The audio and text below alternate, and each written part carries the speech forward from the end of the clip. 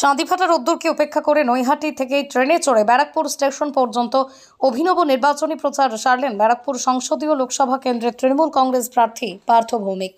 প্রতিটা রেলের কম্পার্টমেন্টে উঠে ট্রেন যাত্রীদের সঙ্গে কুশল বিনিময় পর্ব ছাড়াও আগামী দিনে চাকরির প্রার্থীদের জন্য স্টাডি সেন্টার খোলার কথা জানান ট্রেন যাত্রীদের।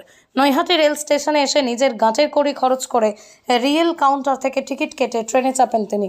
সংবাদ মাধ্যমের মুখোমুখি হয়ে পার্থ ভৌমিক জানান, পাড়ায় পাড়ায় প্রচার পর্ব সারলেও অফিস যাত্রীদের সঙ্গে তেমনভাবে যোগাযোগ না হওয়াতে আজকের এই ট্রেন সফর করে নির্বাচনী প্রচার সারলাম। শেখ শাহজাহানের প্রসঙ্গে পার্থ ভৌমিক জানান, দল তাকে বহিষ্কার করেছে। তার পাশাপাশি তিনি আরও জানান, পুলিশ যদি শাহজাহানকে গ্রেপ্তার না করত তাহলে কি এত অস্ত্র উদ্ধার হতো? সাম্প্রতিক সন্দেশখালীতে অস্ত্র সম্ভার উদ্ধার করার প্রসঙ্গেও তিনি মত ব্যক্ত করেছেন। কি বলছেন তিনি শুনুন বিস্তারিত।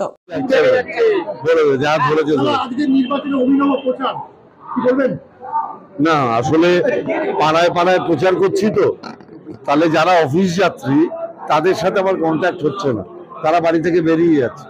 তাদের সাথে যাতে দেখা হয় তার জন্য ট্রেনে প্রচার করছি।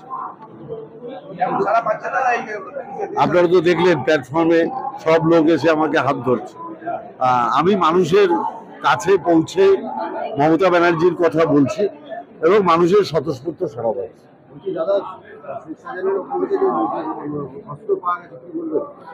না, দেখুন, আইনের মতো চলবে। শেখ শাহজাহানকে দল বহিষ্কার করেছে, অতএব শেখ শাহজাহানের সাথে তো দলের কোনো সম্পর্ক নেই। আইনের মতো চলবে।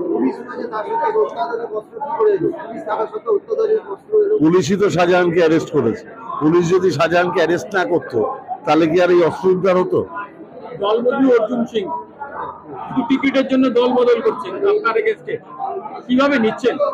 আমি নিচ্ছি না, ব্যারাকপুরের মানুষ যেটা ভালো মতো নেয়নি সেটা ভোটের রেজাল্টে প্রমাণ হয়ে যাবে। না, আমি বলেছি এটা আমার স্বপ্ন। মমতা ব্যানার্জি ব্যারাকপুর অব্দি মেট্রো রেল যাতে আসে তার জন্য বাজেট করেছিল।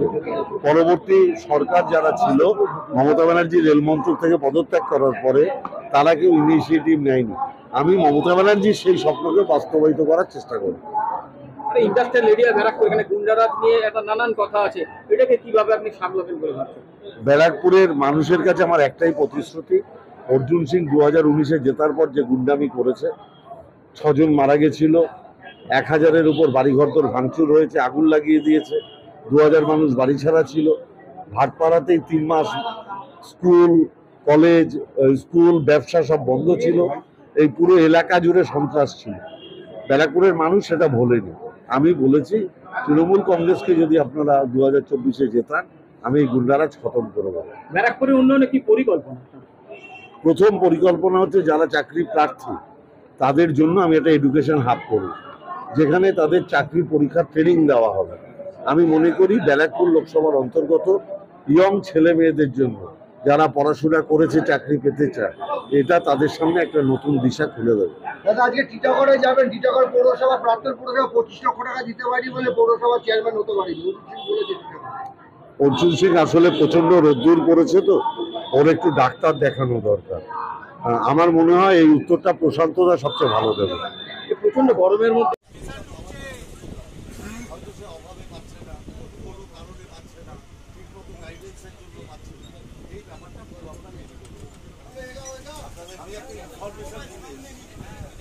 আমি দীর্ঘদিন নৈহাটি এমএলএ ছিলাম। যারা নৈহাটির মানুষ তারা জানে, নৈহাটি যারা এরকম এডুকেটেড অথচ চাকরি পাচ্ছে, আমার তো চাকরি দেওয়ার ক্ষমতা নেই। আমি নৈহাটির এমএলএ হিসাবে নৈহাটির ছেলেমেয়েদের জন্যই ওটা করছি। অলরেডি তার কাজ শুরু হয়েছে।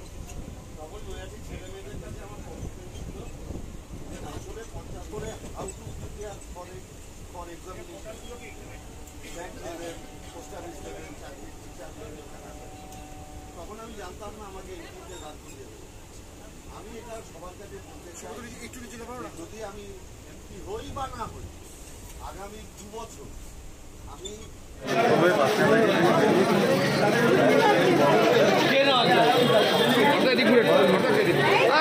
জায়গাটা বড় কর না, 2 তারিখের আগে